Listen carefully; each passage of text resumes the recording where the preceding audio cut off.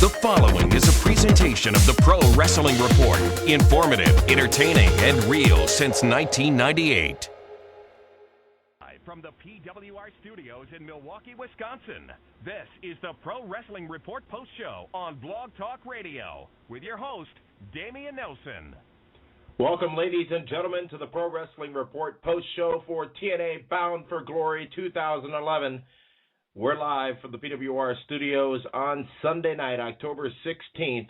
Thank you for joining us wherever you are all around the world, and a lot to talk about from this emotional roller coaster that was TNA Bound for Glory. We are going to be taking your phone calls here on the show. The number 347-996-5278. Again, that's 347-996-5278. And when you dial in, if you'd like to speak, just go ahead and press 1 on your phone set, and we'll be getting to your calls in just a few minutes.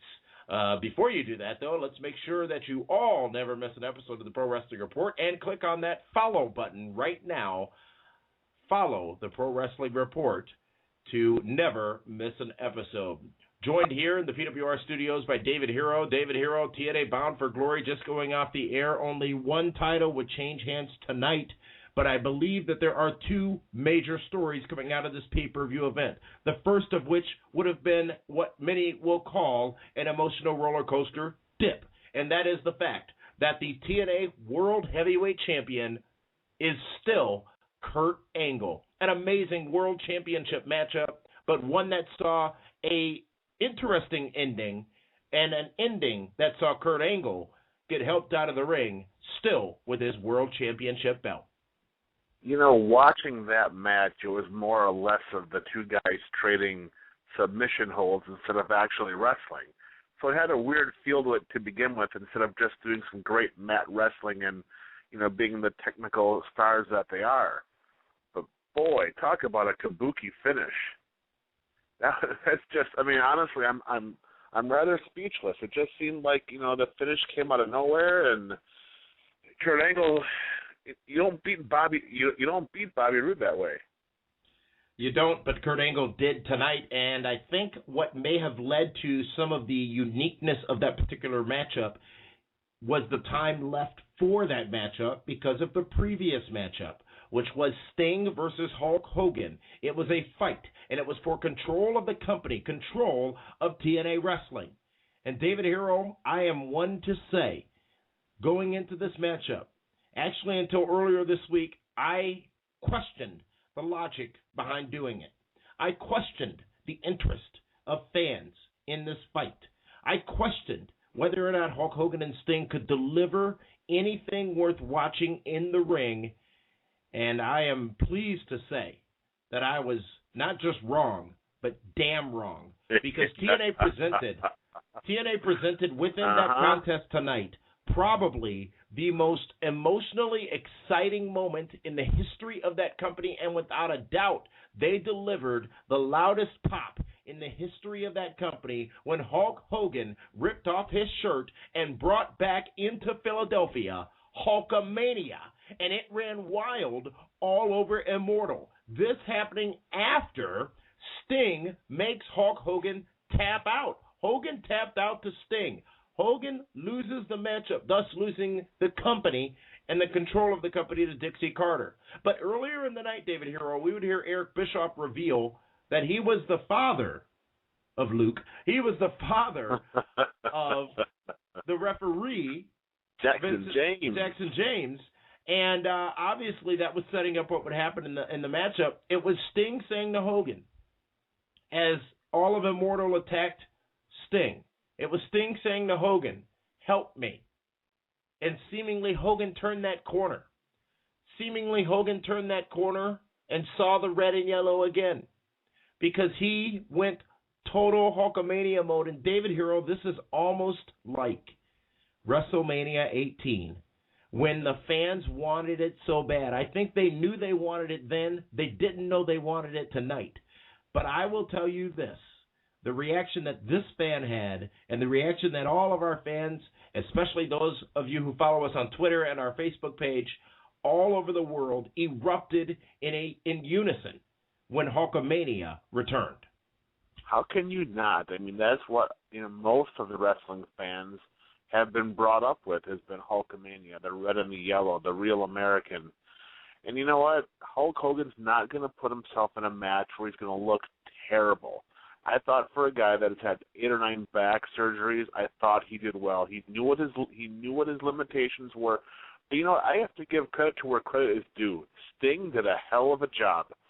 For a guy that, many people have said just phones it in, Sting took care of the Hulkster. He was flying all over the ring for him. He made him look larger than life. And you know what? They did a good job of telling that story. And you could tell how careful Sting was with the Hulkster, even when he put him in the Scorpion Deathlock.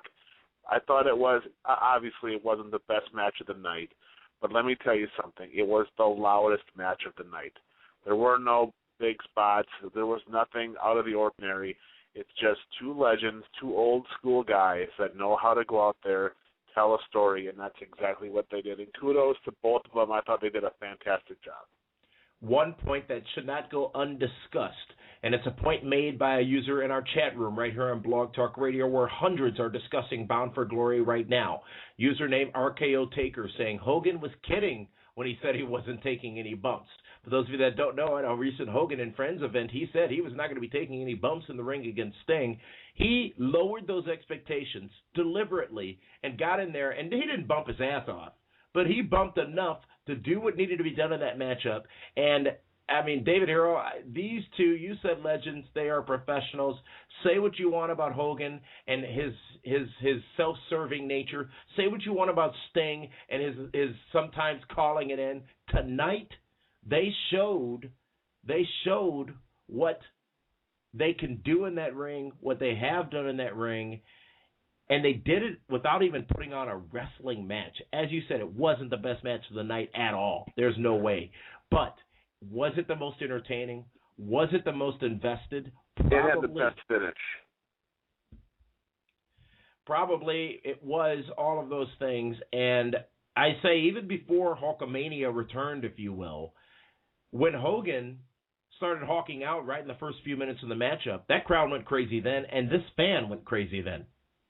You know what? Who would have thought that when it was all said and done and over with, that you would have rather have had Hogan versus Sting close the show as opposed to Roode and Angle? That's the other point where I was misled on, because I was adamant in saying TNA would close the show with Hogan Sting, and that they shouldn't close the show with Hogan Sting.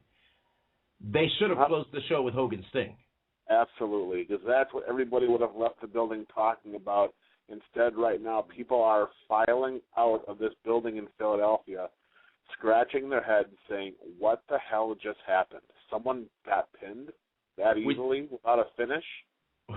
We talk about the emotional roller coaster that tonight was, and the peak, the highest point of tonight was definitely Hogan Sting.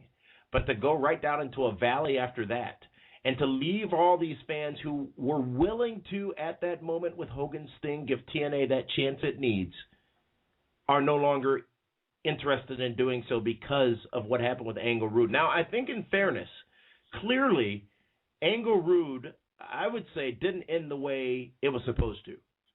I don't know if that means Roode should have won. I don't know if that means something else was to happen. But the time was obviously compressed because they didn't get in the ring and lock up till about 9:45. And Angle was hurt. There's no doubt about that. That's legit.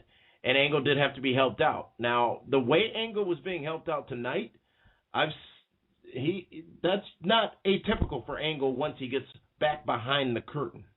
But for him to be able to barely walk leaving that ring tonight, and some are saying that the referee, Brian Hebner, may have thrown up the X sign, which I'm not sure if I noticed or not. There was something more in the finish of this matchup. I would venture to say, David Hero, this is not the way TNA had planned to end this pay-per-view tonight. No, I mean,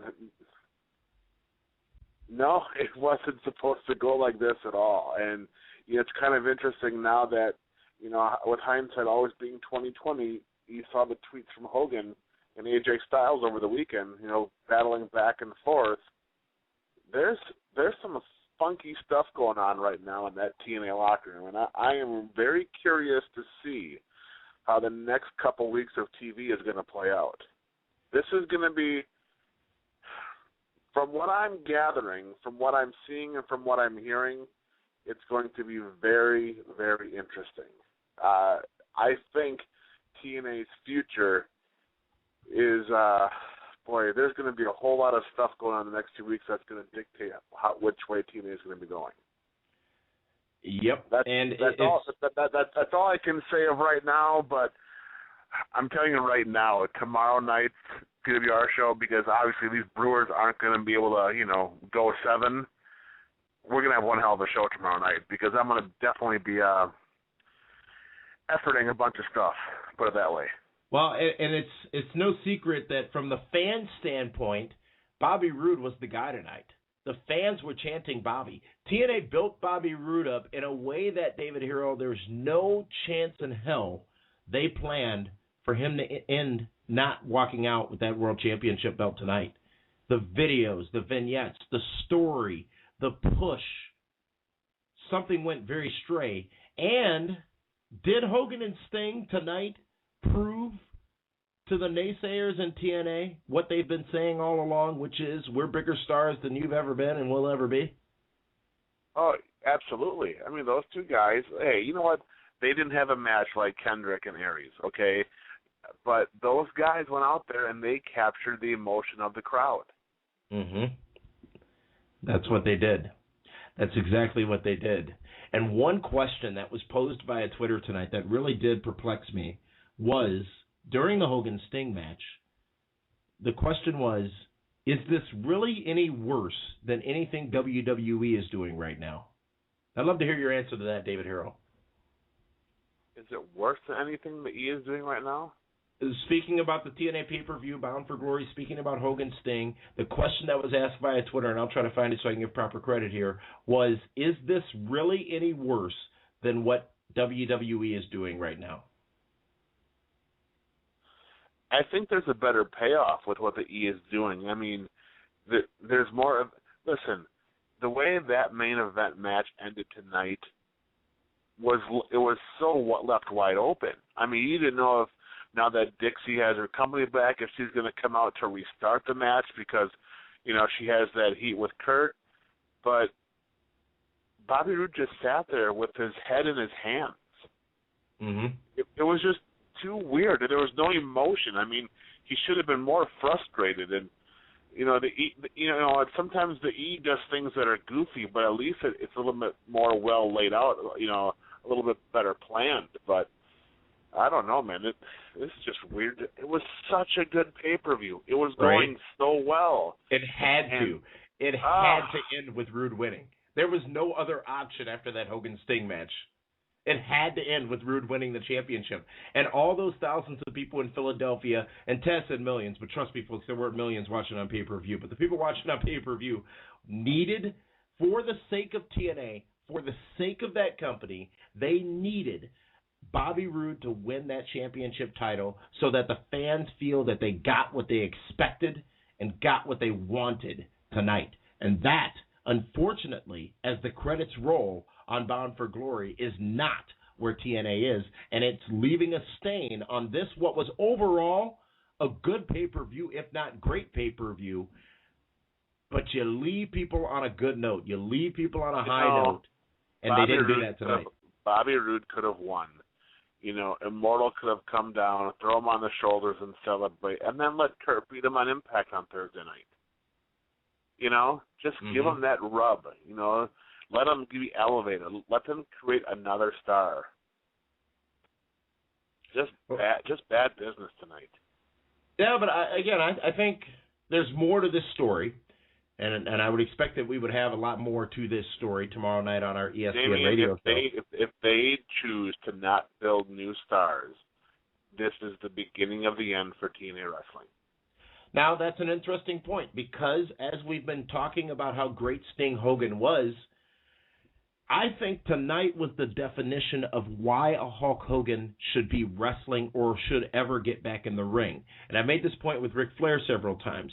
Tonight, Hogan getting back in that ring meant not just something, but meant a whole lot, thus making it worth it.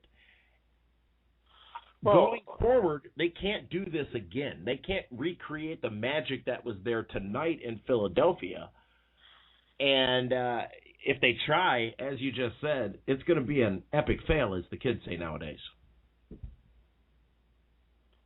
I honest to God, I'm sitting here and I'm looking at the Twitter feeds and I'm seeing how all the fans were excited throughout the show, and boy, did they turn on the TNA product again. I mean, just after that, I mean, wow, it's amazing.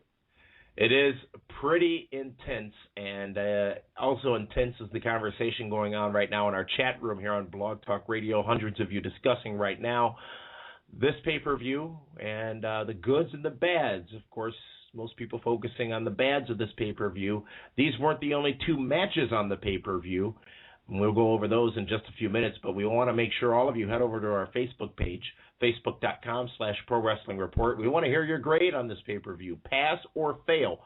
And again, this is an overall pay-per-view grade. Overall. You're not giving it a fail because Roode lost. You're not giving it a pass because Hulkamania returned. We want to hear your pass-fail on the overall pay-per-view that was TNA Bound for Glory tonight. We're going to take a timeout, and when we come back, we're going to be taking some of your phone calls, going to some of your tweets, and some of your comments from our Facebook page on what was a very, very eventful TNA Bound for Glory pay-per-view. This is the Pro Wrestling Report post-show live on Blog Talk Radio. Welcome back to the Pro Wrestling Report post-show. Damian Nelson here along with David Hero. We're talking about tonight's TNA Bound for Glory on pay-per-view from Philadelphia, Pennsylvania. The pay-per-view that ended with Kurt Angle retaining his TNA World Championship amidst some controversy, I think, and also the fight between Hulk Hogan and Sting. Control of TNA Wrestling goes back to Dixie Carter as Hulk Hogan taps out to Sting, and we would see the return of Hulkamania, a la WrestleMania 18, in the middle of a TNA ring tonight. We want to thank you for joining us wherever you are all over the world, including those of you chatting with us in the chat room. And we're going to get to some of your comments and your phone calls, and you can give us a call and be a part of the show by calling 347-996-5278, 347-996-5278. 5278. Make sure you press 1 when you call so that we know you want to speak. We'll take you guys live on the air shortly. Speaking of our chat room on Blog Talk Radio, user by the name of Random Winner saying, as it pertains to this pay-per-view Bound for Glory, fail, because it wasn't a big event.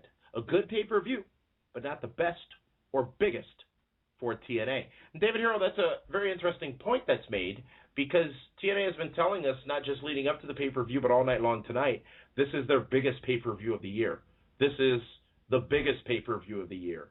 The question I have, aside from what happened inside the ropes, inside the ring, what was special about tonight? What was special about Bound for Glory? Did it have a special feel to you? Well, I mean, watching it on TV, no. I mean, you didn't have a Bound for Glory ring apron. You didn't have a special set. You were outside of the Orlando area, which obviously kind of tells you it's a little more special. But we've been outside Orlando for the last 2 weeks on Impact as well. Yeah. You know what? No. I mean, as far as the presentation, you know, the look, the dynamic, the charisma of the show, you could tell that you weren't in Orlando. But other than that, you did not know that it was their Super Bowl, World Series, WrestleMania. I've said this many a time before, but it's those little things, it's those details that are important. And if you're going to try to convince me that this is your biggest event of the year, there needs to be something visually that tells me it's your biggest event of the year. At the very least, maybe putting your commentators in tuxedos. As you said, the ring apron. Now, the turnbuckles did say Bound for Glory. I understand the challenges they may have with the set. But I think that's one thing that definitely needs some work is if it's WrestleMania, hell, and you can't compare the two, no matter how much anybody tries. There's no comparison at all. But if it's WrestleMania, firstly, you're in an 80,000-seat venue. Secondly, you've got a stage and a set that's the size of a small office building, and everything is done different, from the entrances to the pyrotechnics to the lighting to the staging, all that stuff. That's what makes it your biggest event of the year, not necessarily what happens in the ring. I think TNA is measuring this by what happened in the ring, which isn't a bad measurement, but it's not what the fans have been conditioned to expect. It's like they spent all the money on the talent, on the Hulk Hogan, on the Ric Flair, on the Sting, on the Jeff Hardy, on the Kurt Angle, and they didn't have any money left over, to make the arena look like it was a big event. You sound despondent, Dar. You sound like somebody has let you down. Could it be because you thought you were sailing on your way to a near-perfect Bound for Glory, be the Booker prediction, because they're not predictions, but then this final matchup threw you off? Is that what got you down? Is that why you're a little off tonight? No. I mean, I guess for me, you know what, 8-1 is fantastic. I'm not going to sneeze at that. But I guess when you think about how everybody that was so invested and that, boy, man, there's just so much weird. Where there's so much kabuki stuff going on right now in Philadelphia. I just know it, and I know that things are just a complete mess. It's going to be interesting. They were going down the right path. They were giving the fans what they wanted all night. Mm-hmm. Hogan and Sting even came together, and you know what? It's the little things. It's the details. It's how you tell a story. Yep. And you know what? Let Kurt Angle completely screw job Bobby Roode and beat him. That's fine.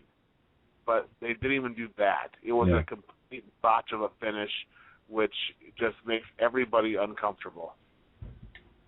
Now, in full disclosure, this just popped into my head. Do you remember? I forget what year it was. It could have been 2003 or 2005, the Royal Rumble, where Batista accidentally eliminated himself or got eliminated, and he was supposed to win, which caused Vince McMahon to come down, and where he tore both of his quads. And at the end of the day, Batista won, and nobody knew the difference until several years later when the information came out. That's the difference between the two companies. They couldn't. Now, again, this is assuming Roode was supposed to win and something happened, but they didn't have enough time to reset and make the right decision to still make the right thing happen at the end of the day. Damien, I hate to be that guy, but you're that guy. I will have a huge announcement as to what really happened tonight on tomorrow night's show. I just can't. You're Fox News in this, aren't you? Yeah. We don't do bait and switch here on the Pro Wrestling Report. I'm not baiting and switching anything, I'm just saying there's a bunch of kabuki stuff. Who is this Kabuki? He's the great Kabuki. He's from Japan. He had the green mist. Ah, the green mist. Got it. Understood. Well, a couple of tweets, and that'll be tomorrow night on 540 ESPN, ESPNMilwaukee.com. A couple of tweets, and again, our Twitter username is @PWRShow. Firstly, this comes from username H1Adam, who says, "Bravo, Impact Wrestling, Bound for Glory is a winner."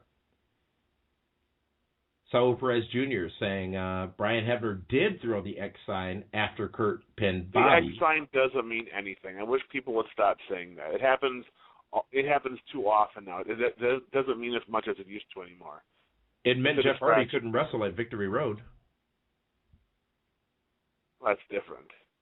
Well, it has been widely known as that's the symbol for something's wrong, get some real help out here. Even Tommy Dreamer is now tweeting out Roode got screwed. How about that? Yep. And it's sort of right. Damien, we got some hot news coming up here in the next 24 hours. Well, this is the place for hot news. I'm telling you, tomorrow night's show is going to be interesting. And prime time, we're going to have a whole bunch of stuff. This is interesting. Elder God Usher says, okay, watching Hogan out and team up with Sting to take out a ring full of guys just kicked my inner cynic in the nuts. Now, just before that, the same person, Elder God Usher, says, watching senior citizens fight is funny, and then watching them get beat down with steel chairs is priceless. So don't those two tweets from the same person, 3 minutes apart, really tell the story of what happened during that Sting-Hogan match tonight? Yes, absolutely. I mean, boy, TNA Impact Wrestling, what did you guys do to your fan base again? They just alienate them. A lot more happened on this pay-per-view tonight. We're going to be taking your phone calls, but at the end of the program, we're going to be going to our Facebook page where you are voting right now, rating TNA Bound for Glory. Is it an overall pass or fail. Overall score for the entire 3 hours of the pay-per-view tonight, pass or fail. A couple other matchups, David Hero, here tonight. As we said, there was a new champion crowned, and that was the Knockouts champion. Good old Velvet Sky is the new Knockouts champion after a bunch of shenanigans. Or was that kabukiing or no? No, Velvet Sky, I mean, hey, you know what? Anytime Tracy Brooks gets involved, you know it's going to be a good thing. And Velvet Sky, I tell you, the new Knockouts champion, you know what? Like I said on Be the Booker, this match, this pay-per-view was designed for her to shine. And she did. She left the champ. Now, who knows what's going to happen on Impact with, you know, Karen saying maybe that, you know, since she was the referee, she would make the 3 count, but you know, at least for the time being, the one that they've invested a lot of time and money into in Velvet Sky, it's finally paid off, and the fans were happy. They were pleased. I think the fans were happier with Velvet Sky winning than when Mickie James won for the first time. Absolutely, and Karen Jarrett, the special guest referee for that matchup. And you sent out a tweet earlier, David Hero, during that matchup, actually, saying something about Karen Jarrett. How about you share that with our thousands of listeners right now? Well, Karen Jarrett, I mean, she has it. I mean, for someone that was never trained in the wrestling business, yeah, she has that special quality. You know, it's that one thing that either you have it or you don't have it. I mean, it's that charisma thing. And Karen Jarrett knows how to work an audience. She knows how to work the crowd. I mean, she can make them feel sympathetic, and then she can make the fans hate her. And she is just like Vicky Guerrero. She knows how to push certain buttons with the audience to get them emotionally involved. And you know what? She is fantastic. I don't think there's a better diva or knockout. Now, I'm not talking about in-ring ability, but as far as antagonistical powers, if that's even a word, than Karen Jarrett. I mean, Vicky Guerrero does a great job, but you legitimately hate Karen Jarrett whenever she talks. What I found very interesting about what Karen Jarrett had to say when she was telling the world she was going to be the guest referee tonight was her choice of words. She said prostitutes. And it's those little things, it's those details.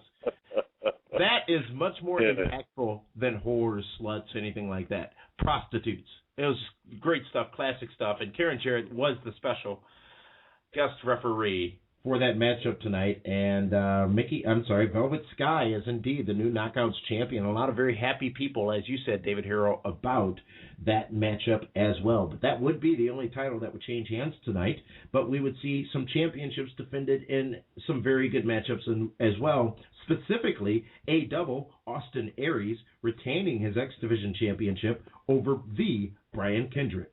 What a great match to start off that pay-per-view. I mean, it's always good to start off the show hot, and that's exactly what they did. It was better than having – there's no other match that could have opened the show than that one. Austin Aries and Brian Kendrick, their timing was good. I mean, yeah, everyone says, oh, it was a botch fest. I didn't see a whole lot of that going on. I saw 2 guys that went out there that in the opening match got the crowd involved, and that is very hard to do when you're the opener because everyone's waiting for the main event. One good thing about TNA, specifically Bound for Glory, is just about every event has started with a very, very strong X Division matchup. Usually it's been a very overly booked X Division matchup. This one was just the 2 of them in that ring, and it took Austin Aries and put him on an even higher level in Impact Wrestling than he was. And the fans in Philadelphia, which would play an integral role in the mix tonight, were very, very solidly behind Austin Aries, a double tonight. An excellent performance by him and Brian Kendrick in that ring. And many were speculating that we wouldn't see a good match between these two because we'd seen them wrestle each other so many times before, but many times that makes for a much better matchup. Why do you think that they send guys on house shows together before a pay-per-view? So they get all the kinks and stuff worked out. But what I think is a bigger story is the crowd reaction to Austin Aries, how they were firmly behind him. And you know the decision makers in the back heard that loud and clear. And if they're smart, they realize they're on to something special with Austin Aries, and they continue to let him have the ball and let him run with it. Well, but again, as I said, they were in Philadelphia where he's got some history, obviously. And do you think that there's still some bad feelings between TNA and Austin Aries? Now, granted, they hired him back, but let's not let's not mix words here. He left TNA with a very, very bad attitude years ago. How can there be bad feelings when they bring back Jeff Hardy? Anyone can be forgiven in TNA. Anyone? Jeff Hardy? Matt Hardy wasn't. Well, he'll be back again. You watch. They all come back. Will he go back to the middle and then around again? Eventually. They always get back to the middle. Let's continue discussing this pay-per-view event. And another championship matchup was for the TNA Tag Team titles as Mexican America defended against Inc. And they did so successfully in the pre-show, which was live on, obviously, all of your cable and broadcast satellite networks, and also on Facebook tonight, which I think was a very good story. As a matter of fact, some of you may have gotten portions of the pay-per-view on Facebook due to an error by TNA Wrestling. But be that as it may, Mexican America retains. Inc. does not get their chance, or does not get to walk out of Philadelphia with the gold tonight. David Hero, your thoughts on that matchup? I'll be honest, I didn't see it, and here's why. I couldn't find the TNA Facebook page. I did a search for TNA and Impact Wrestling, and it never came up. So I guess I'm not as smart as I thought I was, because I couldn't find the damn thing anywhere. Well, if you'd have gone to the PWR Facebook page, there's a link right there to the Impact Wrestling Facebook page. And you're always on Twitter. I mean, it was tweeted out. We tweeted it out. Come on, couldn't find it. Really? Okay, you know what? It's just the tattoos. You don't want to see the tattoos. Can I be honest? I was watching my fantasy football teams, and I had until 7 o'clock to get my stuff done. So. Jerry Lynn versus RVD, Full Metal Mayhem. This one, David Hero, 10 years old, and it felt that way tonight. Boy, you know what? Jerry Lynn, you know what? Here's what it is. Jerry Lynn has had great matches in TNA with some other young cruiserweight X Division guys. He gets in the ring with Rob Van Dam, and it wasn't good. I mean, it was just stuff that was missed and forgotten and slow and... Jerry Lynn is far. Jerry Lynn. What should we do now? I don't know. What do you want to do now? Yeah, Jerry Lynn is far better without Rob Van Dam, and he proved it tonight. Yeah. We spoke about this, I think, on Be the Booker. I still have difficulty understanding Rob Van Dam's appeal, especially after the match tonight. I mean, especially after you look at what happened in the last few minutes of that matchup where he should be concussed, not just mildly, but severely concussed because he missed the ladder. He didn't miss the ladder necessarily. The ladder shifted, which many people will call a botch, but I'm sorry. Why don't you try it? It was an error, and RVD ended up, taking the railing on the back of his head pretty handedly. But he then back into the ring, fine, Van Terminator, whatever, 1, 2, 3 pin. It just didn't jive with me very well, the finish to that matchup. Well, it's because they don't think about how they get to the finish. All they do is they think of all these big high spots they can get in, and they forget that they're trying to tell a story to get to a finish. I got to get my stuff in. You got to get your stuff in. What about my stuff? What about your stuff? Exactly. Let's steal the show. That's what we're all about tonight, Let's see who can get the most stuff in and get the most oohs and ahs out of the crowd. It was a 3-way matchup, and 2 of the competitors looked like they could have been brothers tonight. It was Crimson and Matt Morgan going up against Samoa Joe in a 3-way matchup. And Joe was back and dominating for most of that matchup, but it would be Crimson, who I've endorsed, who would get the pinfall over Samoa Joe at the end of the match. Obviously Crimson needed to get the win to get back on track after the injury, and obviously he's the direction that company wants to go in. But what better way to get Samoa Joe back on track than to have him beat Crimson or Matt Morgan? Right now, Samoa Joe is just an angry fat guy. Whoa, wait a minute. Why you take that back? That's just rude. No, but I can say it because I'm an angry fat guy too. So, But, I mean, at the end of the day, it's like they really have taken away all of his power. Yeah. He's become irrelevant. He hasn't had a big match. Well, he's won in a long time, and it's unfortunate because, you know what, the fans were solidly behind Joe. And, yeah, it may be in Philadelphia where he spent a lot of time with Ring of Honor. But, hey, the fans believe in him.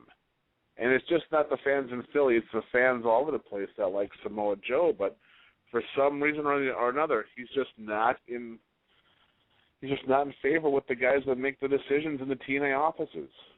Oh. Well, another matchup we would see would be AJ Styles versus Christopher Daniels and David Hero. This one took a pretty hardcore turn when Daniels grabs a screwdriver and starts threatening to kill AJ Styles, and the screwdriver would come to fruition or come into play many times throughout the matchup, including in the finish, where Daniels finally did say, "I quit," as AJ was almost ready to attack him with the screwdriver, but it would be Daniels who would get that? It was, it was fake. It was quit. It was. I thought it was believable. As believable as it could have been. It shows you how smart Daniels is. Why bother taking the pain and the torture of a screwdriver? Just quit. Say, okay, fine, I quit. Live to fight another day, and that's exactly what Christopher Daniels did. He lived to fight another day because it was AJ Styles who was the guy that was left laying. Yeah, he lived to fight another day, but his another day was about 38 seconds after the end of the matchup as he came out and attacked AJ Styles on top of the ramp and took him out pretty handedly, did Christopher Daniels. Obviously, this one going to go a little longer than tonight. Another matchup, David Hero, the last matchup that we haven't talked about yet, was Bully Ray versus Mr. Anderson. And a lot of fans tonight saying that they didn't know that Mr. Anderson could go hardcore. Before that matchup, Bully Ray again proved how great he is when knowing, as did TNA know, that when he walked out of that on that ramp in Philadelphia, that they would pop big time for him. So he completely and beautifully ran down Philadelphia and did so in a believable fashion that made sense. And then all the fans firmly behind Anderson and firmly against Bully Ray, especially going into seeing Anderson win that matchup over Bully Ray. I can't give enough credit to Bully Ray because in the last 12 months, he has become one of the top players in the wrestling business right now, and he proved it again tonight. And he did it by letting Ken Anderson get what needed to get in and make Ken a stronger babyface and a stronger talent as he left the ring. Because with the exception of the Kenton bomb that sailed over and missed, it was a pretty solid match. I mean, they told a good story. The guys were believable. You knew it was a fight. It had that serious tone to it.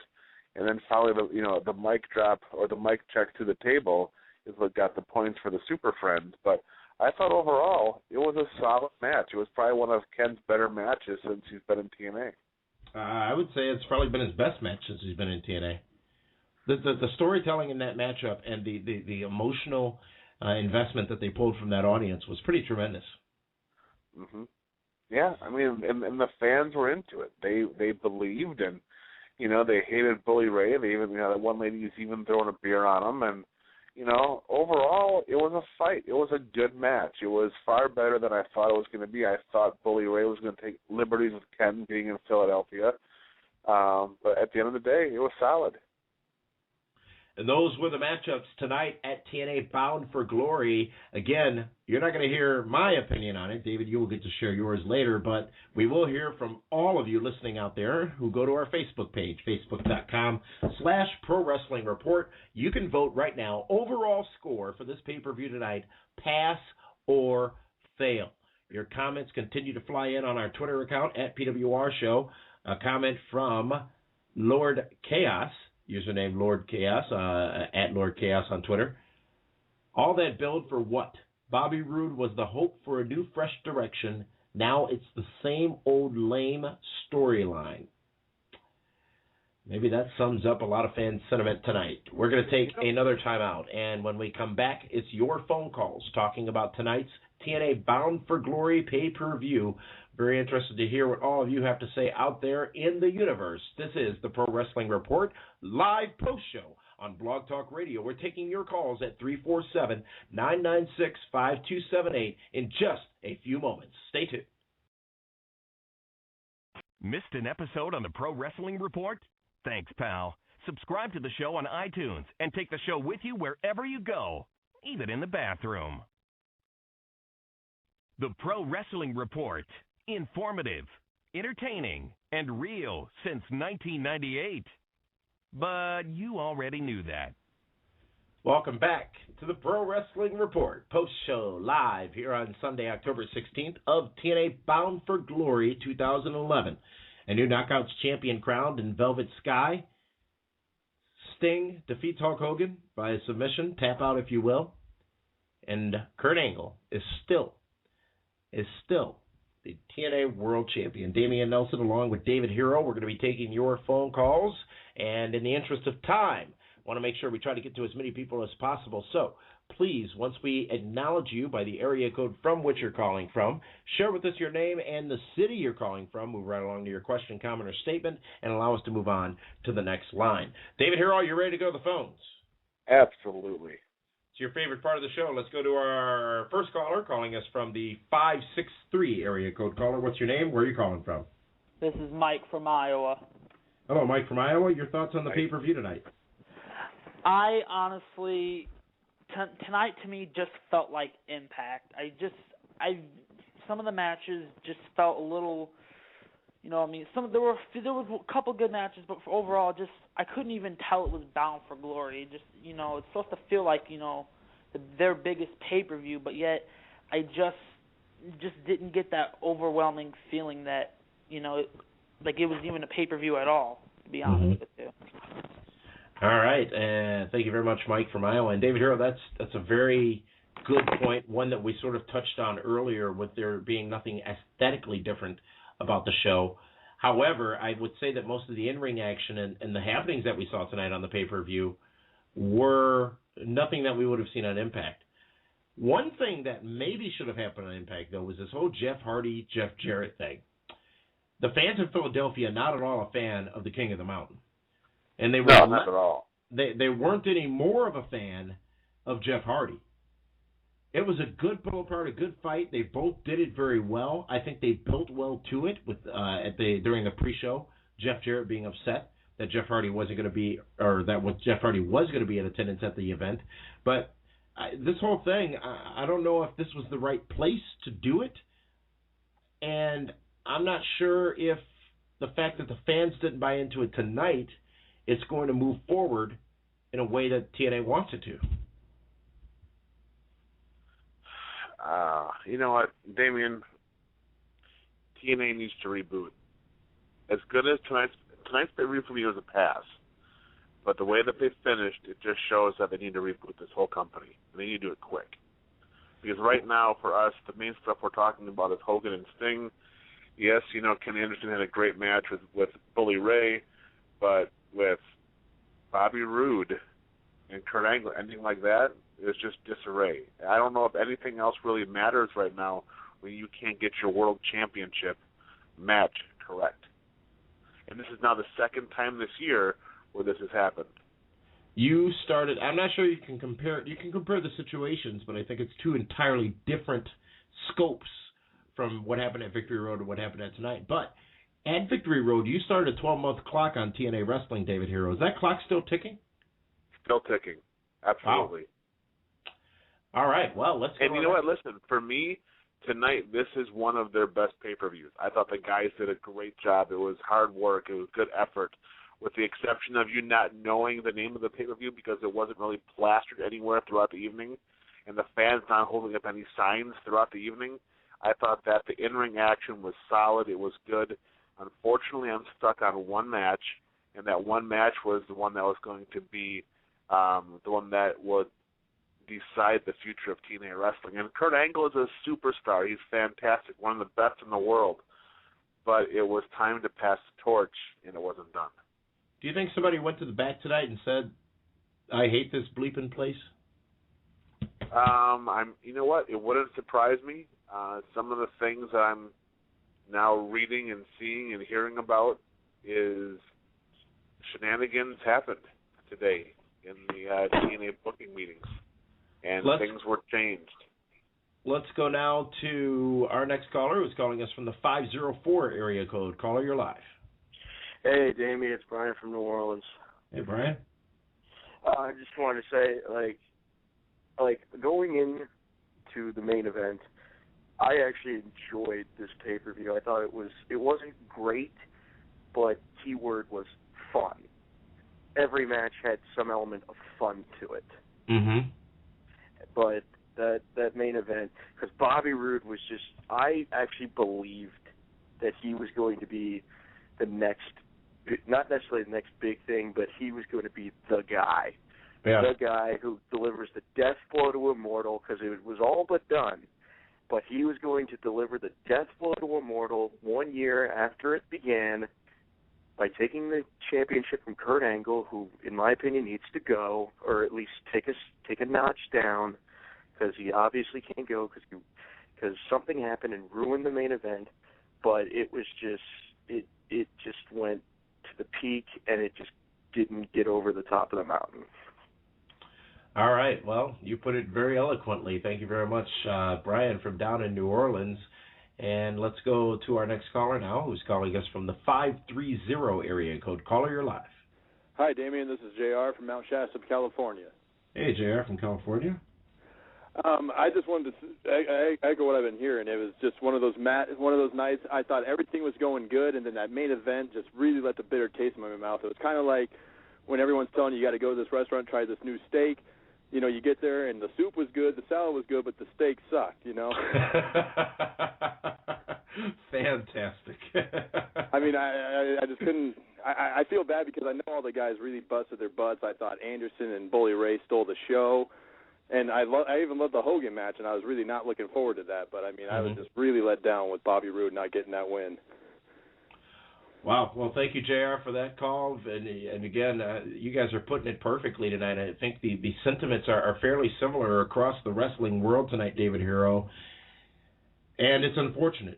I mean, it's really unfortunate, actually, because think of where we'd be and the elation that would be rippling throughout the wrestling community if Bobby Roode were the champion. On top of everything that happened leading up to that, it would be an entirely different atmosphere right now in the wrestling world. People would be excited. There'd be a lot more positive talk about TNA. The guys in the back would be feeling a lot better. But unfortunately, it didn't happen. And you know what the one thing TNA has never had? Actually, let me take that back. They had it from October to February after Hogan came in back in 2009 or 10 or whatever it was. Buzz. They don't have buzz. They could have had that buzz tonight. But two things went terribly wrong. The placement, at the end of the day, the placement of that Hogan-Sting match and the way the World Championship match ended. I would venture to say that if those would have been flip-flopped, half the people that think that this pay-per-view was just another symbol of TNA's ailments would not be so down on it because they'd be being left with that amazing situation with Hulk Hogan. Well, Hulk Hogan delivered. He did everything that he was supposed to do. He got the media, he got the buzz, he had some sizzle, and he had a passable match for Hulk Hogan tonight. So, I don't know. I mean, Hulk Hogan delivered. He was the guy that Dixie Carter brought in to help them put the company on the map, and I think he succeeded this past week going into tonight as well. Let's go to our next caller, calling us from the 671 area code. Caller, you're live. Aloha, Damien and David. This is Scott from Hawaii. Hey, Scott, how are you? Kind of ticked off right now, but happy to be talking to you both. What has you ticked off? I would love to guess, but I'd rather hear you tell us. Well, your first guess is going to be right, that the main event of the pay-per-view, which is only one of two I order a year, just, you know, like the previous caller said, go to a great restaurant and the main course just kind of ices you. And, you know, right up to the Sting Hogan match, I was loving it. I was saying, oh, boy, TNA is going to come back like nothing before, and then it happened. Iceberg, dead ahead. Yeah, really, yeah. You know, I mean, as much as we're frustrated that Bobby Roode didn't beat Kurt Angle tonight, do we also really feel that in our heart that Bobby Roode is the right guy? I mean, is he the guy that you can see going on Good Morning America and talking about beating Kurt Angle? Do you think that the average audience would find that believable? Well, I mean, last year no one believed that The Miz could be that person that did it for WWE, and I'm not trying to do that right now. Thank you, Scott. Thank you so much. You're exactly right. No, you're exactly right. There's one difference, though. The Miz was an entertainment star before he was a sports entertainer. So if the people had an idea who The Miz was, he already had his brand established from being on MTV. Whereas Bobby Roode, and believe me, Bobby Roode was my pick. He was my DHHS. I firmly believe that was the right way to go. But I guess if you're looking at it through the eyes of Hogan and Bischoff and Dixie, you got to realize, okay, we just had Hulk Hogan on all the top shows this week on TV. Can Bobby Roode do that? Can he keep that momentum going? Is he the guy that now people tune in to see Impact Wrestling and they see Bobby Roode, who is a tremendous athlete, he is well-spoken, but he's a quiet person. Is he the guy that they want to have the follow-up to the Hogan-Sting match? Well, it would have been nice anyway. No. You know what? You're right. It would have been nice, but does nice always equal making money in the wrestling business? But David Hero, I got to say this. It is, and thank you very much for this call, Scott, from Hawaii, and spurring this discussion. Thank you. It is the responsibility of not just us to buy in, but it's the responsibility of the companies to build those people to those points where they can be those guys. Triple H wasn't that guy at a point in his career. The Miz wasn't that guy at a point in his career. Hell, Hulk Hogan wasn't even that guy at a point in his career.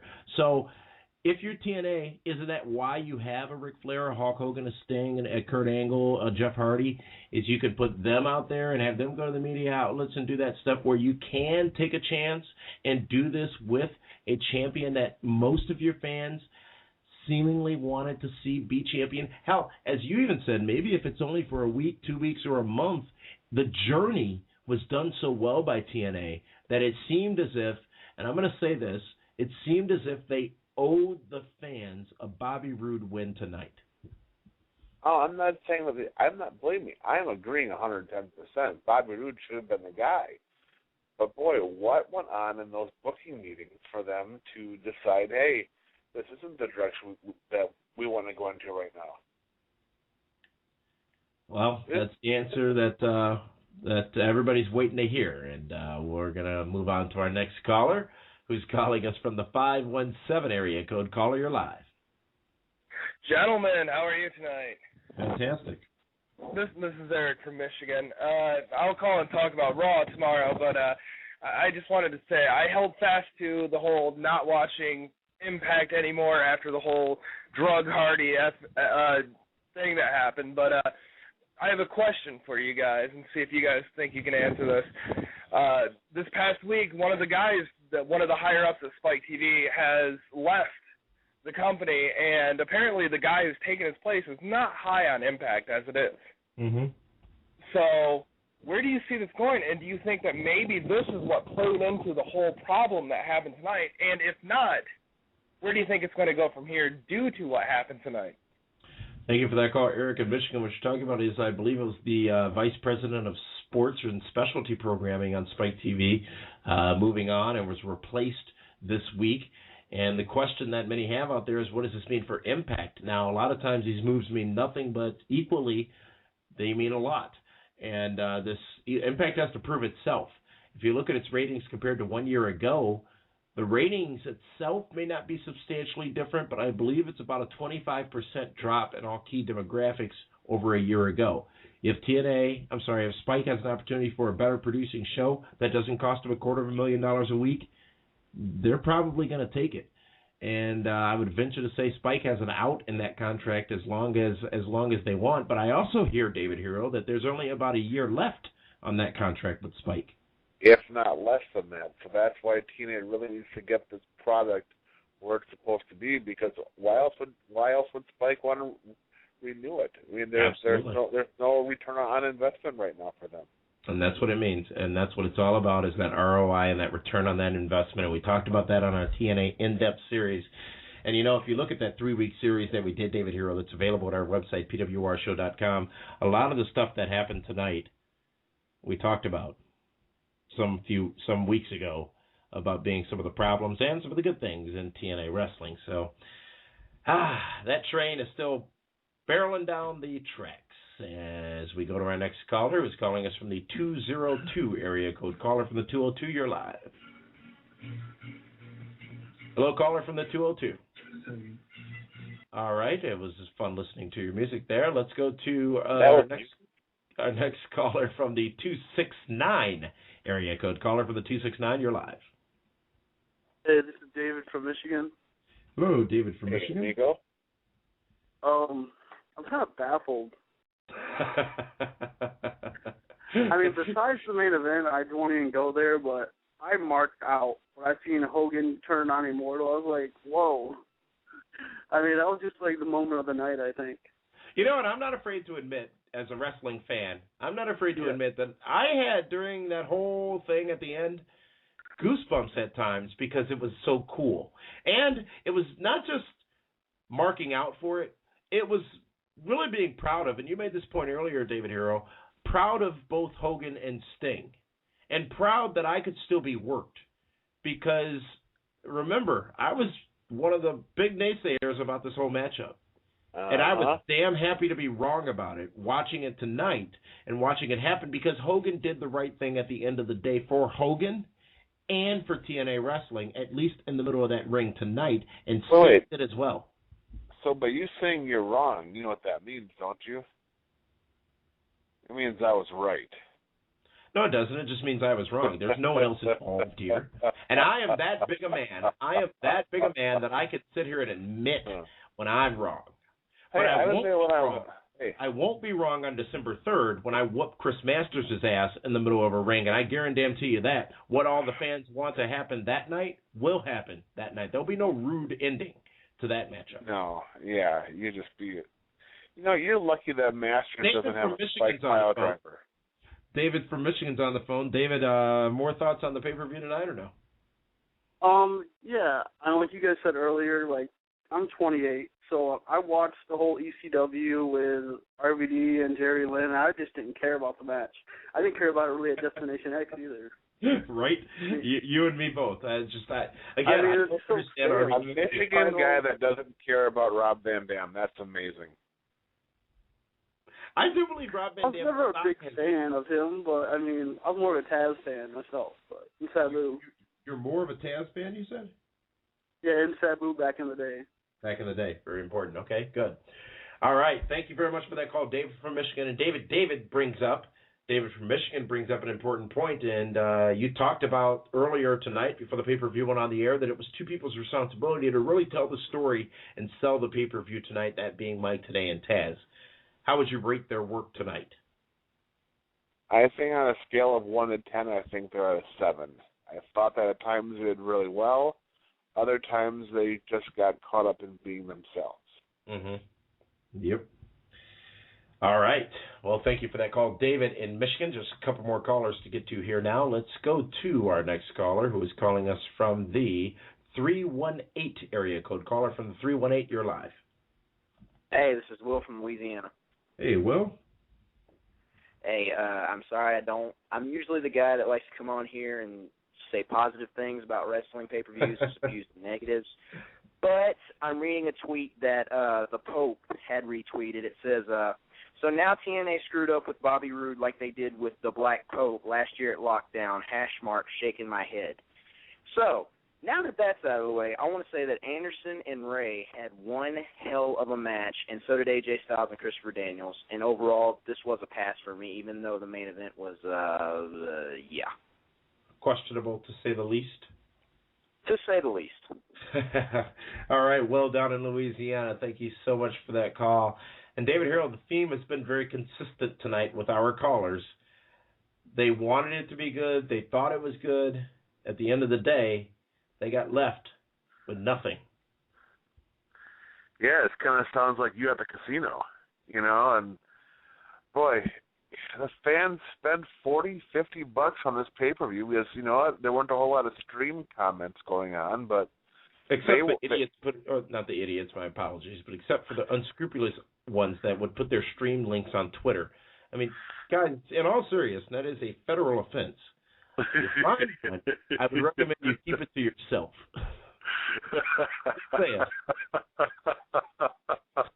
Just say it. Wow, Damian Nelson's getting hot. Let's go to our next caller, who's calling us from the 201 area code. Caller, you're live. Hey, what's going on, you guys? This is Christopher from Englewood, and I'm going to say, I don't care what the other people say about Hogan and Sting's match being I think this was one of the most epic battles because the future of TNA was on the line. And you know Dixie really fought hard to raise TNA from the ground up. And now that Sting has helped liberate TNA, and that I was very surprised also that Hogan helped Sting when he got beaten down. I mean, that shows that Hulk Hogan does have a heart, and he does have compassion for everyone in the wrestling industry because he lived it. Well, yeah, and then Hogan definitely did step up tonight. And as I said, I was proud of Hogan because, I think that he did the right thing. And much like a Triple H, David Hero, Triple H, Hulk Hogan, many other people in the business who have power in the business have their faults. But when it's really time to do the right thing, it seems as if when it really matters most, that's what they do is the right thing. When you have guys that have been in the business for a long time that understand how to make money in the business, guys that have made money, that have drawn money, that have sold out buildings, it makes it easier to do the right thing. And that's what Hogan and Sting did. They did business tonight, and it's just a shame that the pay-per-view ended a different way because, like I said, it was a passing grade. Let's go to our next caller, calling us from the 516 area code. Caller, you're live. Hi, my name is Chris, and I'm from the home of the Long Island IC, Long Island. Oh, Dick Hero's favorite wrestler. I just want to say that for this pay-per-view, I thought the wrestling was good, but the endings and the storylines kind of, didn't really feel very good. And for Hogan and Sting, it kind of felt like an indie match where you drag out the old-timer to draw in some tickets, and you have them fight really lightly so the guys go, oh, look, it's Hogan, yay, Hogan. All right. Well, thank you very much for that call, Chris from Long Island. I would venture to say that you might be one of a very few who think that way because they did a lot more than just get in that ring and earn some money tonight. They stole this pay-per-view, Bound for Glory. David Hero, it's time to go to the tote. You said earlier this was a passing pay-per-view. Before we get to the final tally from our Facebook page, let's run down the card again. Kurt Angle retains the TNA World Championship over Bobby Roode. Controversial finish to say the least. And more information on that finish tomorrow night when we confirm, because that's what we do here in the Pro Wrestling Report. We'll confirm some stuff that we're hearing and give you the confirmed and verified information tomorrow night on 540 ESPN. But Kurt Angle's still the TNA champion. Sting makes Hulk Hogan tap out. Dixie Carter regains control of the company. Hulkamania returns and turns against the Immortal. Brand new Knockouts champion in Velvet Sky, winning that four-way matchup where Karen Jarrett was a special guest referee. Mexican America retains the tag team titles. Austin Aries, a double, still the X Division champion. Rob Van Dam wins over Jerry Lynn. Crimson wins over Samoa Joe and Matt Morgan. Mr. Anderson defeats Bully Ray in that Falls Count Anywhere matchup. AJ Styles makes Christopher Daniels say, I quit. All tonight on this pay-per-view, TNA Bound for Glory. So, David Hero, TNA faring a little better than usual, but still an unfortunate trend continues in our fan voting on our Facebook page, facebook.com/PWR show. We asked you to rate the overall pay-per-view pass or fail. Overall pass or fail. 43% of you giving it a passing grade. 57% of you giving it a failing grade. Those, you know what? And those people are idiots. That was a good pay-per-view tonight. They're going off of one match, not the whole. And the question was the overall event, pass or fail. That voting will continue. We'll bring you an updated results tomorrow night on our 540 ESPN radio. So, David Hero, it's going to be good to be back in the 540 ESPN studios. I, of course, am despondent and very upset that the Brewers have lost their bid towards the World Series tonight, but at the end of the day, they're still millionaires, so it'll be fine. Tomorrow night, WWE Raw filmed WWE Raw filmed in Mexico this past Saturday night. Everybody knows what happened, who wants to know what happened, and it's been very public that Jim Ross, an integral part of the show, tomorrow night on Raw. Can't wait to discuss that and much more, including tonight's Bound for Glory pay-per-view tomorrow night live on 540 ESPN and ESPNMilwaukee.com, and also right here on Blog Talk Radio. David Hero, I think overall this was a good effort by TNA Wrestling, but I can't wait to talk about the story behind the story tomorrow night on 540 ESPN. It's going to be all the hot news tomorrow night. Thank you so much, David Hero, and thank you to all of our very, very intelligent callers who called and joined us and were a part of the program tonight. We'll see you again tomorrow night, 10 o'clock p.m. Central Standard Time on 540 ESPN and right here on Blog Talk Radio. Special thanks to everybody who joined us in the chat room here on Blog Talk Radio and who follow us on Twitter and never miss an episode of the Pro Wrestling Report right here on Blog Talk Radio. Thanks so much for tuning in, ladies and gentlemen.